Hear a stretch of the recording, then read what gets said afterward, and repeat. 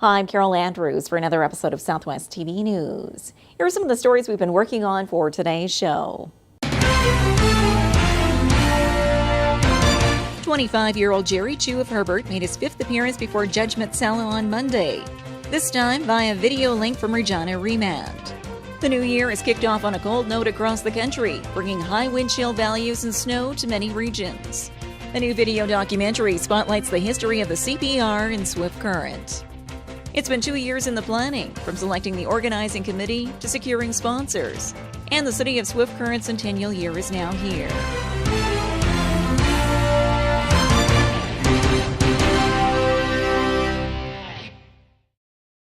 Thanks for joining us here today. A Herbert man was back in Swift Current Provincial Court on Monday facing second-degree murder charges. We bring you this latest update in today's top story. A Herbert murder case continues to make its way through Swift Current Provincial Court. 25-year-old Jerry Chu of Herbert made his fifth appearance before Judgment Cell on Monday, this time via video link from Regina Remand. Chu was arrested back in September by the Morse RCMP for the second-degree murder of 79-year-old Henry Jin, also of Herbert, and has been in custody since. Chu's Vancouver-based lawyer, who came on board with the case before Christmas, appeared via telephone and requested an adjournment to further review the case details. 25-year-old Jerry Chu will remain in custody until his next court date on January the 20th, and is the only suspect in the death of Henry Jin. Jin's body was discovered in a ditch south of Morse in September, after he was reported missing by family and friends. Southwest TV News will continue to follow this story in the coming weeks.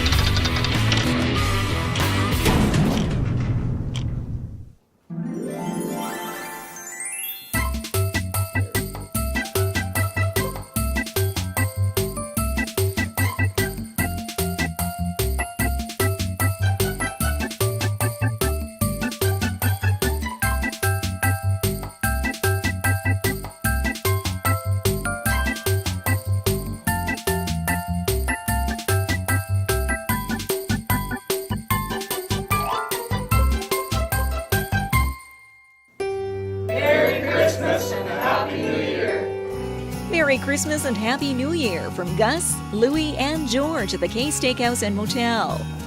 Book your Christmas party or New Year's celebration today.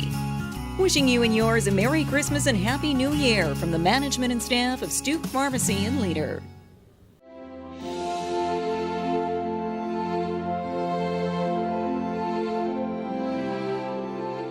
With all the hustle and bustle that consumes our time and energy leading up to Christmas, let's take the time to consider the importance of this celebration. Christmas is the story of God's love for us, expressed through the birth of the baby Jesus. Let's celebrate this season by sharing His love with those around us. On behalf of my family and staff, I wish you a Merry Christmas and a prosperous New Year. Holiday greetings from the Cypress Health Region. On behalf of our team of staff, physicians, management, and board of directors, I would like to extend our best wishes to the residents of the Southwest during the Christmas season. This is a time for families and friends to be together and enjoy the spirit of the season. May 2014 be a year of health, happiness, and prosperity for you and yours. Merry Christmas and Happy New Year from the Cypress Health Region.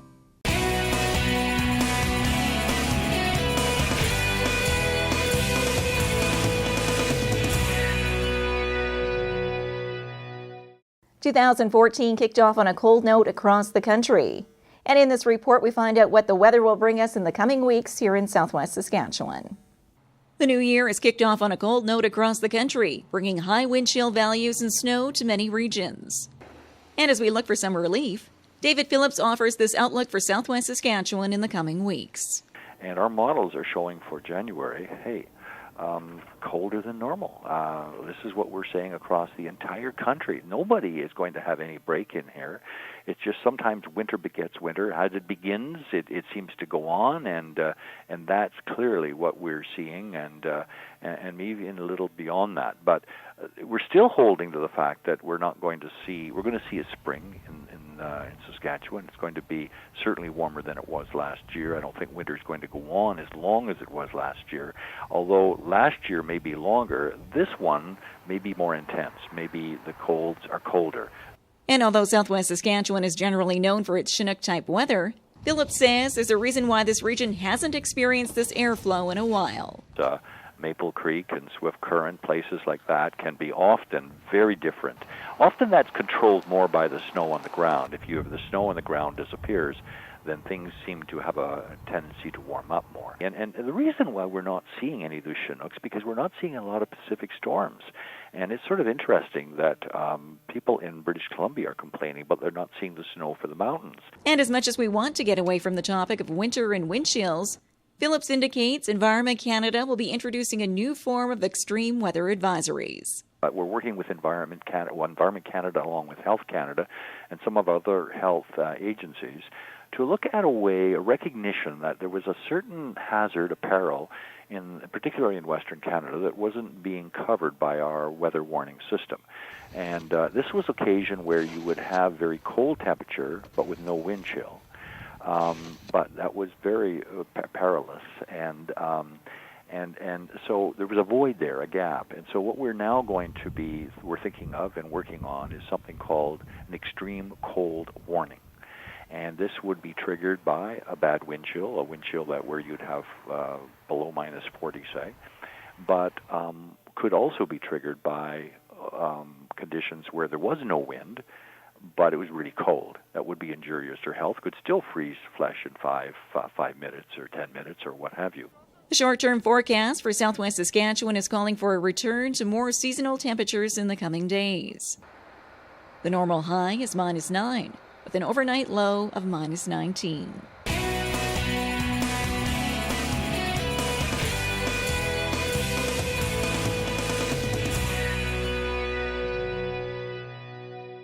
The history of the CPR in Swift Current is the focus of a new video produced in partnership with the Swift Current Museum and Southwest TV News. We bring you more in this exclusive feature.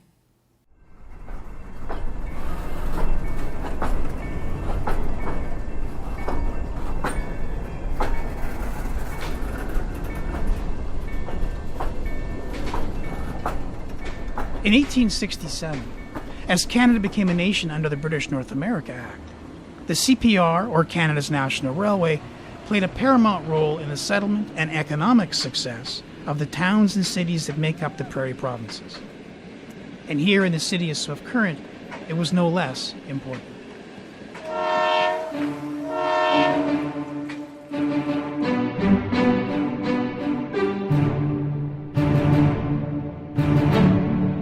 When the expected route of the railway shifted course dramatically in the spring of 1881, to counter the economic threat of North American railroads, the course of growth in Swift Current shifted right alongside it. Swift Current became one of 800 communities that grew up along the main line, its location chosen thanks in part to what the soon-to-be town was named for, the Swift Current that flowed here. Well, the railway was here. This is where in the Riel Rebellion, this is where the troops took off to go north. So this was sort of the rush was to get that to here. And there was water here. It was a good place for put up a station. In 1883, the CPR main line reached Swift Current, and construction of the Swift Current station soon followed. It would include a ticket office, dining hall with hotel rooms above, and a small roundhouse needed for locomotive maintenance, as well as a dam constructed in 1888, located about a kilometer southeast of the station, constructed to provide a steady supply of water for its steam locomotives. Soon after, the company sold its first town lot. Growth in the city continued to be driven by the railway, with the opening of ranching leaseholds along the railway for settlement, attracting a large immigrant population. The local population soon had grown to 500 by 1905. The same year, the first car of locally grown wheat was shipped from Swift Current, boosting its agricultural prospects and making the CPR one of the community's largest employers. The CPR station also acted as a service center for the region, where crews were employed round the clock and dispatched down the line in the event of train derailments or other disasters that would require the use of the service center's specialized steam crane. The first of the 3 historic CP rail buildings in Swift Current's downtown core was opened in 1907, with the other 2 buildings constructed and opened in 1908 and 1912. The building right on the end of Central Avenue was known as the Telegraph Building, and the building to the east of that was the passenger building. That was the depot where there used to be a lunch counter in there, and the waiting room and the ticket office and the baggage room was in that building. And the building off at the end of First Avenue West was the CP Express building. That's where all the parcels and stuff. The freight sheds, of course, are gone. They're not around now, but they were down just by the overpass, just on the other side of the overpass. And that's where all the carload stuff was unloaded. The separation of passenger and freight facilities was frequently recommended by railway architects, particularly in busy terminals, where there was a need to accommodate a large number of newly admitted immigrants, waiting with their belongings before they continued into surrounding settlements. Well, the telegraph department, or communications department, was still part of the corporate body of the CPR. We weren't directly affected by running the trains as such, but we provided the Morse circuits and the telephone circuits that they used. We supplied all that to the railway department. We worked hand in hand, but we were separate. Later, as long-distance travelers or new immigrants stopped for a rest or disembarked to wait for a connection, the distance between buildings served as the ideal spot for a garden where passengers could take strolls and which provided fresh flowers for the dining cars. It is said that Swift Current's gardens rivaled the gardens of the larger Regina and Moose Jaw stations, the first 3 company gardens established by the CPR in Western Canada. Well, the CPR one time had an agricultural department, and they used to send trees out to the station agents that they could plant little trees and shrubs around their station buildings and that type of thing. And the bigger depots often had flower gardens around them just for beautification. Swift Current was known for having really beautiful flower gardens. Designated a heritage railway station in 1991 for their historical, architectural, and environmental significance, of a larger significance were the roles these buildings played in Swift Current's growth from a town to a city, and in its continued growth today. The railway brought all sorts of people to Swift Current, including new immigrants who would step off the boat at Halifax's Pier 21 and get on a train headed west to seek a new life, prosperity, and some land to go with it. The settlers' effects would come here, and they start out from here to their homesteads and whatever, while the other lines were being built. And the local economy, that's how they received all their goods and stuff for sale. Had to come by rail. The roads were not very good, so it came in by rail. Trains were also in high demand to move products and people eastward, from grain and other agricultural products to market, to those who traveled eastward, such as the On to Ottawa trekkers in the 1930s, that ultimately ended in the Regina riot. Of course, during the war, there was a lot of troop movements as well. Local regiments of the 209th Battalion left for the front on board CP trains at the outbreak of World War I, as did the 14th Canadian Hussars and newly trained airmen for the RAF during World War II, who had arrived by train just months earlier to earn their wings at the local flight training school as part of the British Commonwealth Air Training Program. By 1940, the Swift Current station had become a major transportation center in southern Saskatchewan. Situated on the newly constructed Trans-Canada Highway, the CP Rail continued to aid in connecting the city to surrounding communities well into the 1950s. With 6 branch lines from Swift Current leading to Empress, Vanguard, Moose Jaw, Kildare, Stewart Valley, Simi, and Verlo.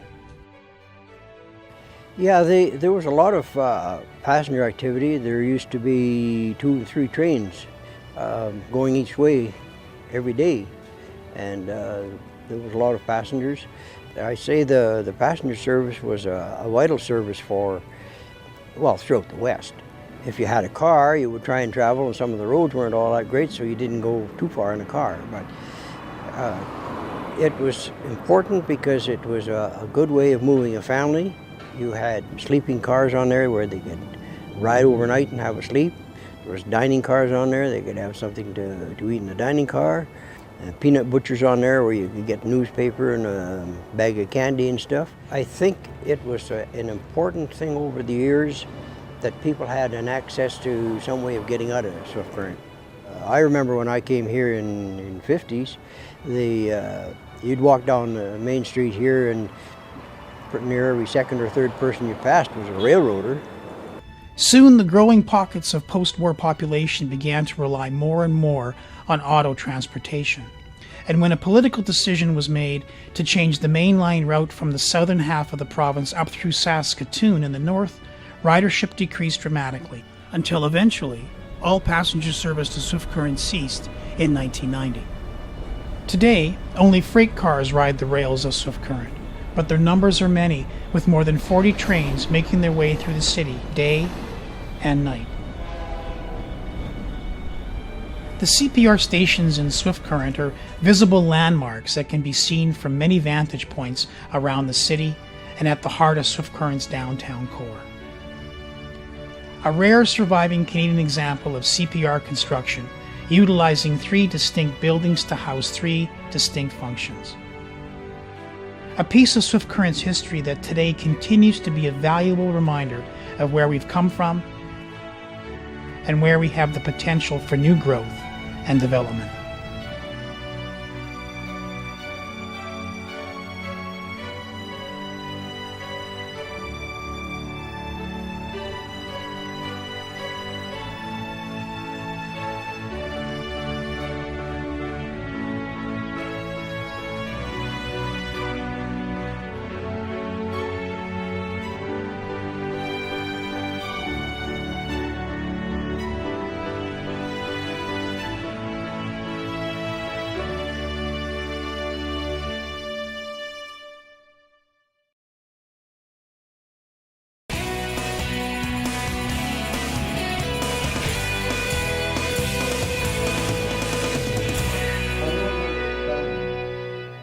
Wishing you and yours a Merry Christmas and Happy New Year from David Anderson, Member of Parliament for Cypress Hills Grasslands. Wishing the citizens of Swift Current the very best this holiday season and into the new year. From Mayor Schaefer, City Council and staff of the City of Swift Current. Merry Christmas and Happy New Year from the Board, Management and staff of Innovation Credit Union.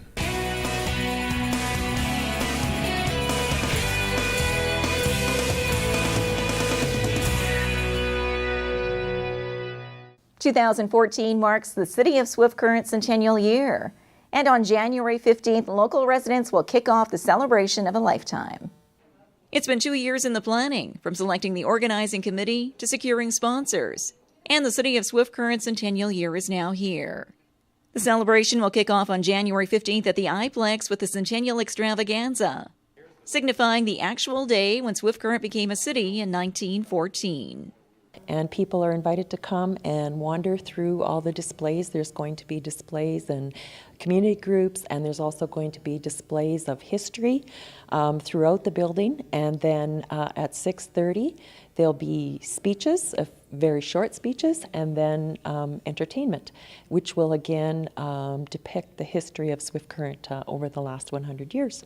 Friesen adds the Centennial excitement will continue throughout the year, with the homecoming weekend in June and the lighting of the DBA Christmas tree to make way for the next century, with the excitement now building around the community.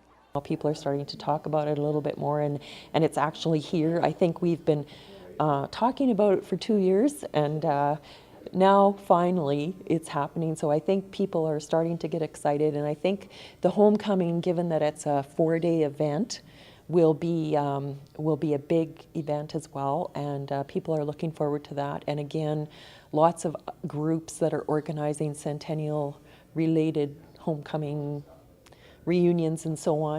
More details on Swift Current Centennial are available online, complete with registration for the homecoming weekend and volunteer opportunities.